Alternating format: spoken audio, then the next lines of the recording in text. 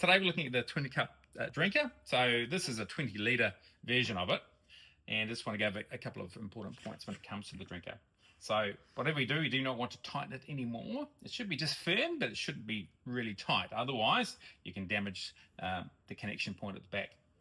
Another thing is not to tighten the drinker cups either.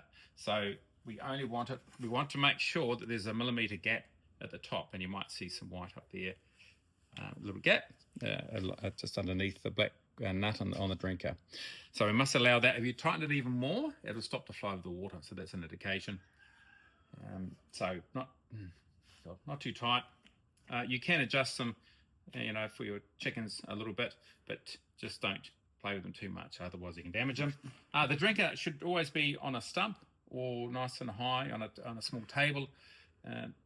You can take off the drinker, where it bolts into the flagon, and you can have this on the outside of the coop, and then you can make a small hole in the mesh, and you can screw the drinker back into the barrel.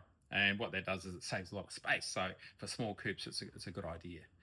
But nice and high, 35 to 40 centimeters high is good. The back of the bird should be slightly inclined when they're drinking out of the drinker. And now we'll fill it up, and I can show you what it's like as it's filling with water. So now I'll put some water in the drinker, and then pop the lid back on. We don't want the lid too tight. We want to make sure there's a bit of a breather here and allowing a little bit of air to enter.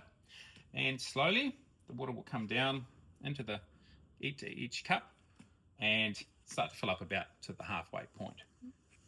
So it's slowly coming in.